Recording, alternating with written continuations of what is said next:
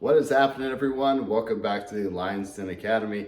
Happy to have you with me here as we end chapter 3 of Matthew and dive into Jesus getting baptized by none other than John the Baptist himself. As always, the free lecture notes are in the description below. With that being said, let's dive right in.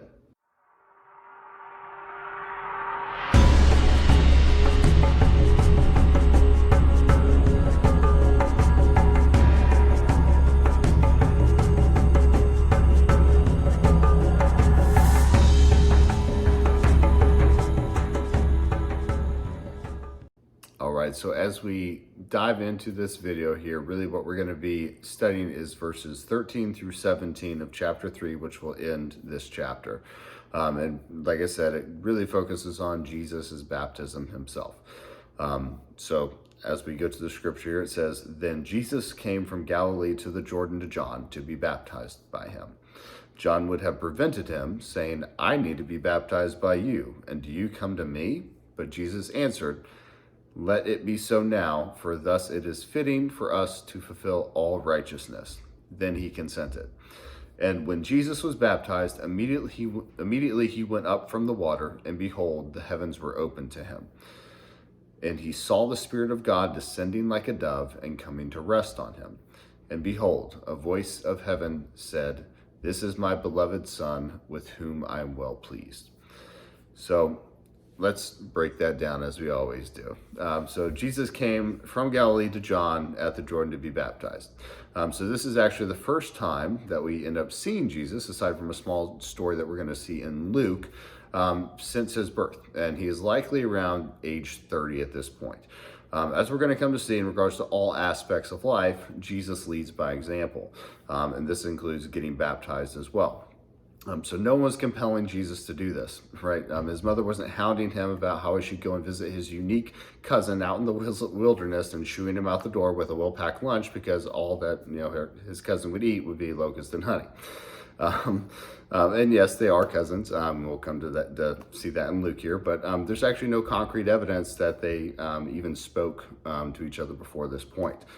So Jesus, knowing that it was the right thing to do, and knowing that everyone, not only then but also now, would be looking at him as an example, took the initiative upon himself to go ahead and go get baptized.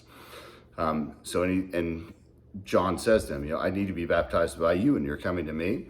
So John, once again here, is submitting his place of authority below Jesus, while at the same time understanding the apparent irony in baptizing Jesus, right?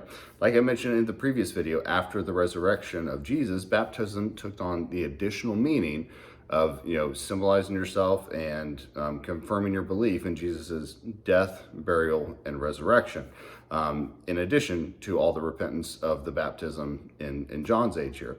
John's baptism was solely one of repentance, solely one for repenting of your sins and confessing them.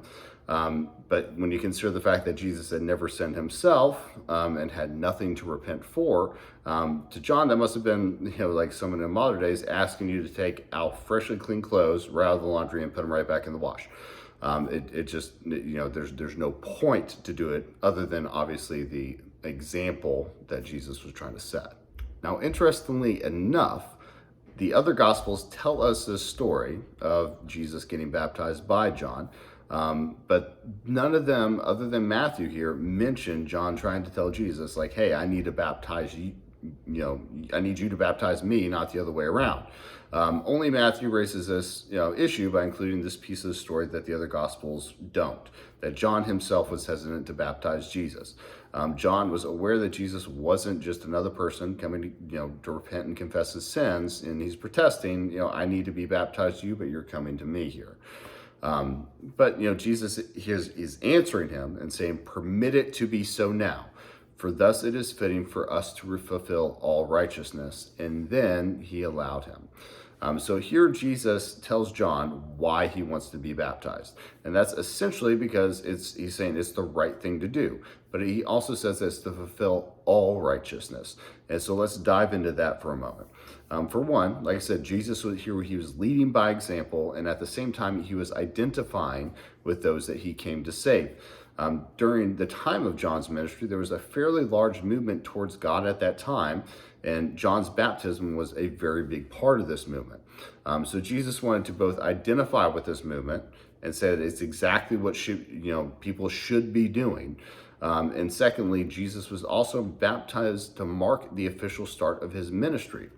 As we're going to see in the next chapter here, the very next thing that Jesus is going to go through is going to be, being led into the wilderness for 40 days to fast and then be tempted by Satan himself in this form of physical weakness. And I'm sure that, just as Jesus would ultimately know that he was going to pay the ultimate price for his sins on the cross, he knew that this is something that had to happen as well. So now Jesus was God in human form, and he certainly didn't have to get baptized for his own benefit.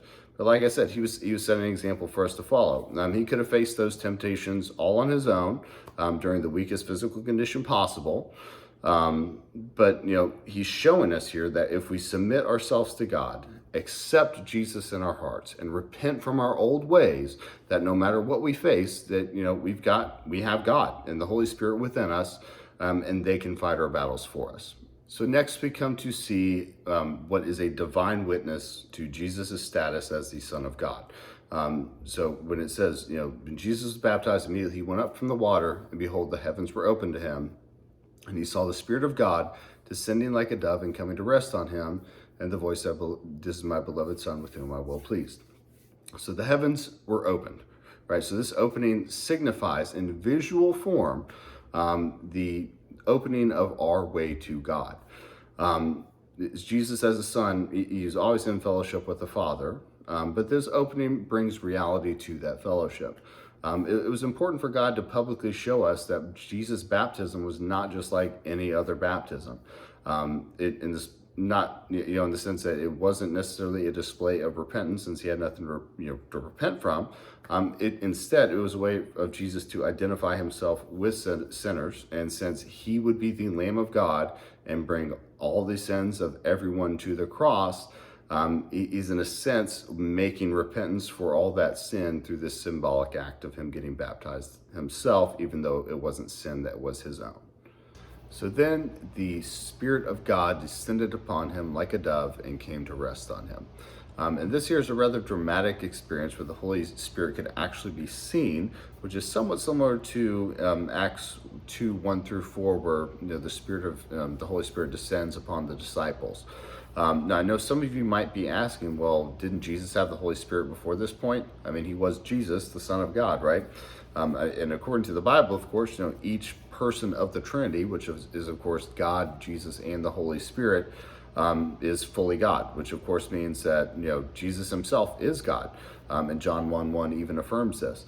God the Son is always in intimate fellowship with God the Father and God the Holy Spirit. Jesus always has the Spirit because he is God.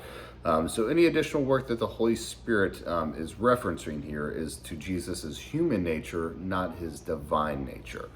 So Luke 1:15 also tells us that John the Baptist himself was filled with the Holy Spirit even from his mother's womb. So if that was true for John the Baptist, then of course that the same has to be true with the human nature of Jesus himself, who is immeasurably greater than John the Baptist, that John even proclaims that himself. So then what new is happening here at Jesus' baptism? Well, the Holy Spirit here is coming to do a new work in equipping Jesus for the public ministry that he's about to start. In Luke 4:18-19, we'll go into further details about that as well. So then we hear, God himself declaring, "This is my beloved Son in whom I'm well pleased." So when this voice of God the Father spoke from heaven, everyone knew that Jesus was not just another man getting baptized. These monumental words that were publicly declared left no question that Jesus was indeed the anticipated Messiah and beloved Son of God. They knew that Jesus was, identifying here with the sinful man and doing God's will. By this, everyone, of course, also knew that Jesus was different. By saying this, God is also expressing that he is approving Jesus's life up to this point as well. So we should not miss the obvious point here. God the Father loves God the Son and communicated that love by the Holy Spirit. So here we see the love relationship and cooperation between the Trinity in one occasion when the Father, the Son, and the Holy Spirit all manifested at the same time. Thank you everyone again for joining me here. I'm excited to be wrapping up this chapter, excited even further to be starting up chapter 4 as we dive into Jesus starting his ministry. I can't wait. I've already got most of the notes and everything prepared. But until then, I look forward to seeing you next time, and you have a blessed day.